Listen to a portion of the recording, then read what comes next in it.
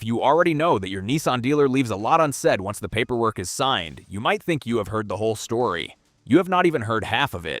There are 15 more things they quietly count on you never figuring out, and some of them will save you hundreds while a few could save you thousands. Number 1 is the single most important thing every Nissan owner should learn on day 1.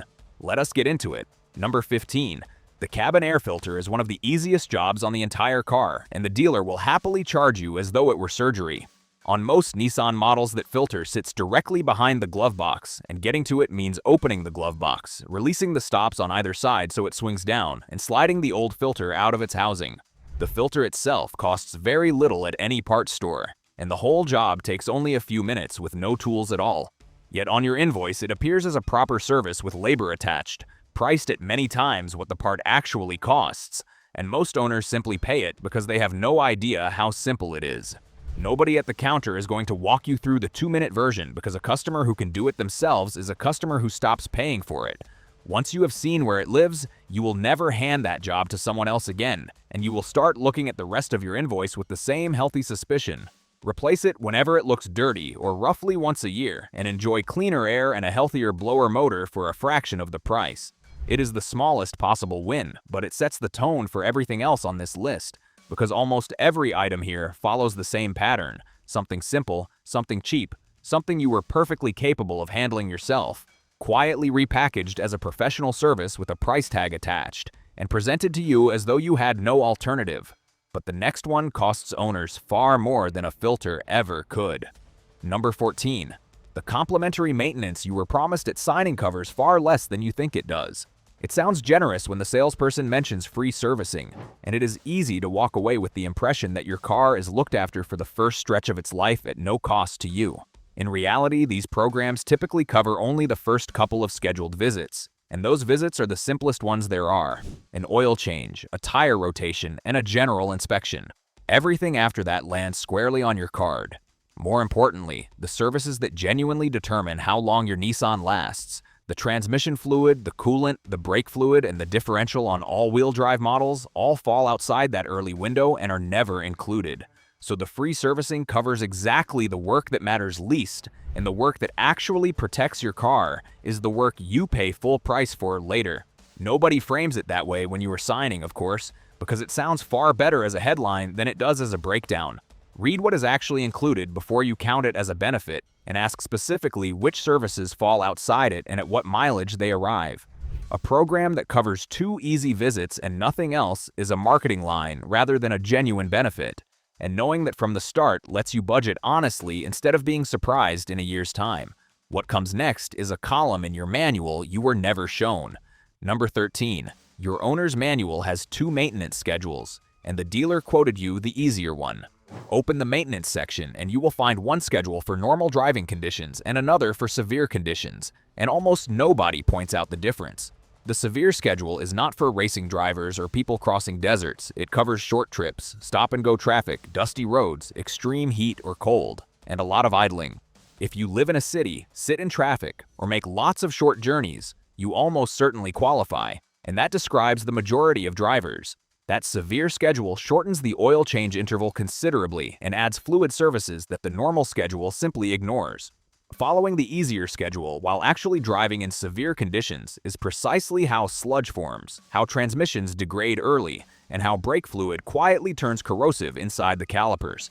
The dealer quotes the normal schedule because it sounds cheaper and easier to accept, not because it fits how you drive.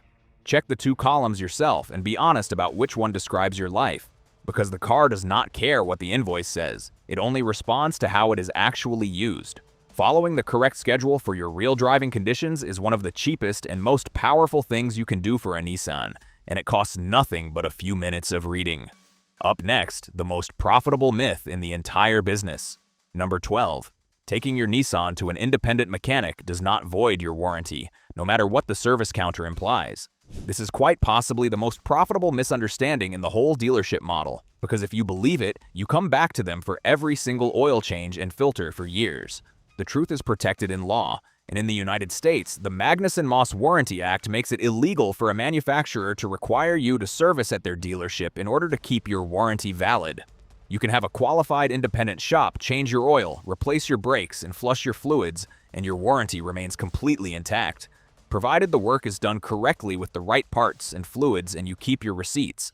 A claim can only be denied if the manufacturer can show that a specific outside repair actually caused the specific failure, and that burden of proof sits with them, not you. A good independent shop typically charges far less than the dealer for identical work using the same parts. Keep every record, keep every receipt, and take your car wherever you get the best value. A tidy folder of invoices from a reputable independent shop protects you completely, and it does something else too. Because a fully documented history is worth real money when you eventually sell, regardless of who carried out the work. What comes next explains why that price difference is so large. Number 11. The parts you are charged for at the service counter carry a markup that would astonish you. This is an open secret in the industry, but it lands hard on your invoice all the same. Because dealer parts pricing routinely runs at a large multiple of what those same components cost elsewhere. And we are not talking about cheap imitations, because the very same genuine parts, with the same part numbers and the same specifications, are widely available from independent suppliers and reputable online retailers at a fraction of the counter price. A filter that seems expensive at the dealership is often modest money ordered properly, and a set of brake pads quoted at the counter can cost far less from a good supplier. Multiply that difference across every service visit over 5 or 10 years of ownership, and the total becomes genuinely significant. This is also a large part of why independent specialists can charge so much less for the same job, because they are not locked into the dealer supply chain and can source genuine parts at real market prices. Ask what the parts cost, and ask whether you can supply your own, because plenty of independent shops are perfectly happy to fit parts you have sourced yourself. Just be sure you are buying the genuine item or a reputable equivalent rather than the cheapest thing on the internet, because on the components that matter, saving a little and losing a lot is a very poor trade. Up next, a product sold to you at exactly the wrong moment. Number 10. The extended warranty they pushed in the finance office is negotiable, and the price you were quoted was never fixed. By the time you reach that desk, you have already spent hours negotiating, choosing options, and signing documents, and you are mentally exhausted and simply want the keys. That is precisely the moment the extended warranty appears, framed as a small addition to your monthly payment, because $40 or $50 a month sounds harmless when you are already committed to a much larger figure. What nobody explains is that the profit margin on these products is enormous, and the price you are quoted is not a cost. It is the maximum they believe you will accept. These agreements are negotiable, sometimes very substantially, and in many cases you can buy the same coverage later from a different dealer's finance department for considerably less. You are also under no obligation to decide on the spot, and walking away to compare coverage costs you nothing. Read the exclusions rather than the coverage list, because that is where the real story lives. Never let exhaustion make an expensive decision for you. Sleep on it, compare what is actually covered against what a good independent specialist would charge for the failures your model is realistically prone to, and only then decide. A warranty that excludes wear items and anything traceable to how you drive is worth very little to most owners. What comes next happens the moment a warning light appears. Number 9. The diagnostic fee is a revenue stream, and how it is applied varies far more than they let on. When a warning light comes on and you bring the car in, the first thing that happens is a diagnostic charge simply to connect a computer and read what the car is reporting. What often goes unmentioned is that this fee typically covers only the first block of diagnostic time, and if the fault requires more digging, more time is billed on top. Some dealers apply that fee toward the repair if you have the work done with them, and others treat it as an entirely separate charge, but very few volunteer which policy they follow before you authorize it. Always ask that question first, and always ask for the actual trouble codes in writing before you leave. Those codes belong to you, and with them in hand, you can get a second opinion from an independent specialist if the quoted repair feels high. A dealer who is reluctant to write them down is telling you something worth listening to. A basic scan tool of your own costs very little and lets you see the same codes at home before you ever make the call. Knowing what the car is reporting changes the entire conversation because you walk in with information rather than anxiety. A single stored code is rarely the whole story, but it tells you whether you are dealing with something trivial or something serious, and that alone stops you from authorizing expensive work on a problem nobody has actually identified yet. Now, before we get into the top 8, a quick favor. If you enjoy this video, give us a thumbs up and subscribe to our channel. Number 8. The connected services and subscriptions attached to your Nissan quietly renew, and nobody reminds you. When you took delivery, a package of connected features was almost certainly switched on for you, covering things like remote start from your phone, vehicle tracking, and various convenience functions through an app. It feels like part of the car, because it was there from day one and nobody presented it as a separate product. What was not emphasized is that these services run on a trial period, and when that period ends, they renew and start charging you, often quietly, on a card you set up long ago and have since forgotten about. If you genuinely use those features weekly, that may be money well spent, but many owners pay every year for functions they have not opened since the first month. The car itself continues to drive perfectly without any of it, because none of these subscriptions affect how it runs. Check what you are actually enrolled in, decide honestly whether you use it, and cancel what you do not. It is your money, and nobody at the dealership is going to volunteer that you are wasting it. Set a reminder for the day the trial ends and make that decision deliberately. What comes next catches owners out in a car park. Number 7. Replacing a lost Nissan key costs far more than you would ever guess, and the dealer is not your only option. Lose a key for an older car and it is a minor irritation, but lose one for a modern Nissan and you are looking at a serious bill because the fob has to be supplied and then programmed to your specific vehicle. The dealer leans heavily on the impression that they are the only people who can do this, and for many owners standing in a car park with a single working key, that impression is enough. For a great many models, it simply is not true, because qualified automotive locksmiths can supply and program keys for a fraction of the dealer price, and they will often come to you. Knowing that before you are in that position is what saves you the money and the painful afternoon. There is also one habit nobody hands you at delivery, which is to keep your spare keys somewhere genuinely safe and never in the same bag as the first. The moment you are down to one key, your only convenient option becomes the dealer, and they know it perfectly well. A spare kept somewhere sensible turns an expensive emergency into a mild inconvenience. Up next, the way your labor bill is actually calculated. Number 6. You are billed for book time, not for the time your repair actually takes. When a dealer quotes labor, that figure almost always comes from a flat rate manual, an industry book that assigns a set number of hours to every conceivable job. If the book says a repair takes 3 hours, you pay for 3 hours, even when an experienced technician who has done it 100 times finishes it in half that. The justification is that it evens out between the difficult jobs and the easy ones, and there is some truth in that, but the book times are generous and the dealer labor rate is already among the highest you will find. An independent specialist with the right tools and the right software usually charges a considerably lower hourly rate and quotes more honest time for the work. That combination, a lower rate applied to fewer hours, is exactly why the same repair can produce 2 very different invoices. None of this is hidden, but nobody at the counter is going to explain how the number in front of you was reached. Ask how the labor was calculated and watch how the conversation changes. It is a perfectly reasonable question, and the way it is answered tells you a great deal about who you are dealing with. What comes next is a document written specifically about your car's known faults.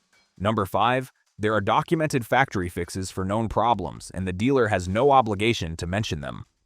Everybody understands what a recall is, but far fewer owners have ever heard of a technical service bulletin, and that gap costs people real money. These are documents the manufacturer issues to its dealers describing a known problem on specific models along with the official approved repair for it. They are not recalls, so nobody is required to contact you about them, and they will not appear in your letterbox. If your car develops an odd quirk that turns out to be a documented pattern rather than bad luck, there may already be an approved fix sitting on file, and in some cases the manufacturer will contribute toward the cost as a gesture on a known defect, particularly if you are only just outside warranty. The catch is that you very often have to know the bulletin exists and raise it yourself. Walk in unaware, and you will simply pay the full retail price for a problem the factory already acknowledged and solved. Do your homework on your specific model and year, and mention what you find. Owner communities are extremely good at surfacing these patterns and walking in informed changes how seriously you are taken. Up next, a fund that only helps the owners who ask. Number 4. There is a Goodwill budget for repairs, and it quietly helps the owners who know to ask for it. Beyond the formal warranty, manufacturers keep what is usually called a Goodwill or policy adjustment fund, and it exists precisely to cover repairs on cars that are technically out of warranty but have failed in a way that clearly should not have happened. Perhaps the car is only just past the cutoff, or perhaps the failure is a known weak point that the factory is well aware of. The catch is that nobody ever offers it to you because the service advisor will simply quote the full retail repair and wait to see whether you pay it. Owners who stay calm and polite point clearly to the known issue, ask directly for Goodwill assistance, and escalate to the service manager or the manufacturer's customer line when necessary Receive meaningful help far more often than most people would believe. A documented service history helps your case enormously, even when some of that work was done independently. Use the actual words Goodwill or policy assistance, because those are the terms the people on the other end recognize. The dealership counts on you not knowing. Now you do, and a calm, specific request beats an angry one every single time. What comes next reframes everything in your manual. Number 3. The factory maintenance schedule is the minimum, not the recommendation, and that distinction is worth a fortune. This is the idea that ties almost everything else together, because most owners treat the schedule in the handbook as a description of optimal care when it is nothing of the sort. It is the bare minimum required to keep the car healthy through its warranty period while keeping the published running costs as low as possible, because manufacturers compete openly on reliability rankings and cost of ownership figures, and those numbers look far better when the scheduled servicing is sparse. Every experienced mechanic will tell you that the factory schedule is where they start, not where they stop. The fluid services the schedule delays or ignores entirely are precisely the ones that decide whether a car reaches an enormous mileage or dies young, and that is not an accident. Servicing your Nissan a little more often than the book demands is one of the cheapest forms of insurance available to you, and it is the single habit that separates the cars still running strong at an enormous mileage from the ones traded in early with a long list of excuses. The schedule tells you the minimum the car can survive on. The car itself deserves rather more than that, and the difference between those two standards is measured in years of extra life, and that leads directly to the two most important things on this entire list. Number 2. The transmission in your Nissan is far more sensitive to heat than anyone at the dealership will ever tell you. Many Nissan models use a continuously variable transmission, and while it is a genuinely clever piece of engineering, it has one characteristic that quietly decides its fate, which is that it does not like getting hot. Heat is what breaks down the fluid inside it, and degraded fluid is what leads to slipping, shuddering, and eventually a failure so expensive that it can end the life of an otherwise healthy car. Towing beyond what the vehicle is rated for, crawling through heavy traffic in high summer, climbing long hills fully loaded, and driving hard when the car is already hot all pile heat into that transmission, and none of that will be explained to you at handover. Keeping it cool is genuinely part of keeping it alive, which means respecting the towing limits, keeping the cooling system in good order, and considering an auxiliary cooler if you regularly work the car hard or live somewhere hot. It is the single most Nissan-specific piece of advice on this list. Look after the temperature and you look after the transmission, and looking after the transmission is what keeps the whole car alive. And that brings us to the most important thing of them all. Number 1, the most important thing your dealer will never tell you is that the transmission fluid is not filled for life, no matter what the paperwork implies. This is the one I wish every single Nissan owner understood on the day they collected the car, because it is the difference between a Nissan that comfortably passes an enormous mileage and one that is written off long before the engine is even tired. That reassuring phrase about lifetime fluid is one of the most costly ideas in the whole motoring world. And the real meaning of lifetime is not the lifetime of your car. It is the lifetime of the fluid under perfect conditions that no real driver ever experiences. In the real world, that fluid breaks down with heat and use. It collects fine metal particles, and it steadily loses the ability to protect and cool the components that depend on it. Changing it on a sensible schedule, with the correct fluid specified for your transmission and nothing else, costs a modest amount and transforms the life expectancy of the entire car. Ignoring it, and trusting the word lifetime, is how a perfectly good Nissan ends up needing a repair that costs more than the car is worth. The dealer has no incentive to push a service the paperwork says is unnecessary, and that silence is the most expensive silence in the whole ownership experience. Change the fluid, keep the receipts, and your Nissan will quietly outlast almost everything around it. Nobody is going to hand you this on delivery day. Because a fluid service the manual calls unnecessary is a service the dealer has no reason to sell you right up until the day the transmission fails and the bill arrives. That single piece of knowledge takes number 1, and it earned every inch of that spot,